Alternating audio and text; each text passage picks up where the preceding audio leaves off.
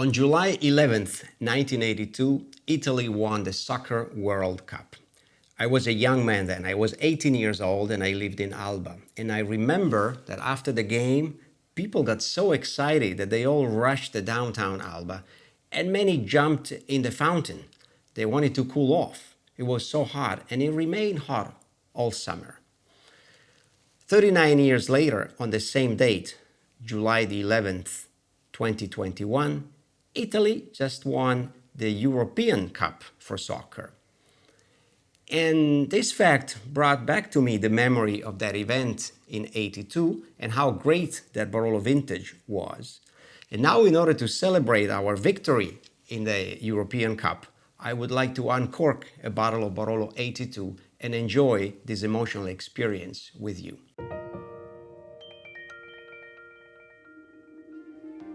I can almost say that I grew up and became an adult with this wine. I've been tasting Barolo '82 from 1 year to the next for the last 4 decades, and it never disappointed me. It's one of those great vintages that can continue to live on and surprise you. And I can actually say that in my entire career, this is probably the best Barolo vintage that I have experienced. Like I said, it was a very hot season, hot and dry. There was no mold, there were no diseases. The grapes ripened to perfection all the way into the end of the season in October. And then when we harvested the grapes, we realized that this vintage was different from all others. We've had a number of mediocre vintages, 80, 81, but also after that, 83, 84. So this vintage stood out as unique. When we open a very old wine, of course, we have great expectations, but we also have to be careful that the bottle was handled properly. So I left this bottle from my private collection standing for a few days. And we hope that the cork is still good because obviously this is the decisive factor. So we have to be careful at uncorking, and we will choose not to decant it. The wine is very delicate. The aroma can evaporate very quickly, so we prefer to pour it in the glass and enjoy it without decanting. So we were lucky with the cork because it dried out in the middle and it broke, but I was able to pull it off in one piece.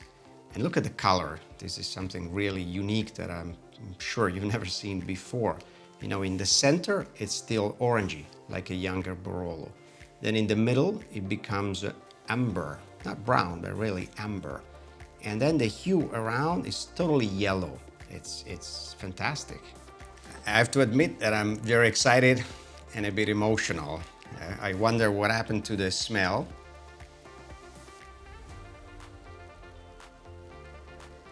Wow, there's plenty of incense, church incense and wax, lots of dried fruits, you know, like dried figs and dates, raisins, of course.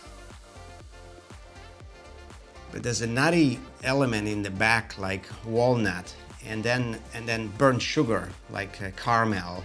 You know, all these flavors together. It's rich and complex and different from what you may expect from any young Barolo. And even a scent of vanilla still. Wow, there's plenty there. We have to smell it again and again. I've been waiting a few minutes because I want to discover it little by little. And I noticed the nice legs and how bright it is. There's no sediment, at least in the first part of the bottle. And I want to smell it and taste it again. And now I get a smoky touch, like cigar, that wasn't there before. More spice, more licorice.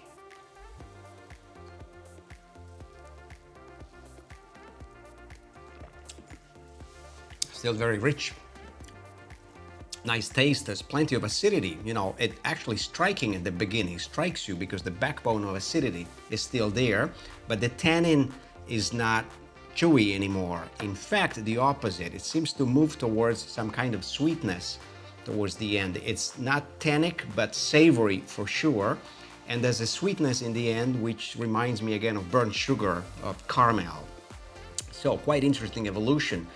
Still lively, still there, still speaking to me Wow, what a great wine to follow up. Like I said before, this vintage never dies. It's still there almost 40 years later, and who knows how long it will be. I want to keep tasting it for the rest of my life. You know, when they ask me to define a vintage in one word, there are adjectives that I use all the time, and I say rather good, very good, excellent, wonderful, fantastic. But there is one word that I use rarely and only for very special vintages like 82, 89, 96, 2006. In those cases, I say this is a majestic Barolo. Majestic is more than anything else. It's really something very, very unique.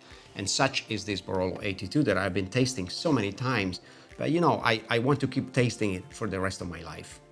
I chose to open it for the Italian victory of the Soccer European Cup, and I'm glad I did it. I only wish I could have tasted it in the cup itself.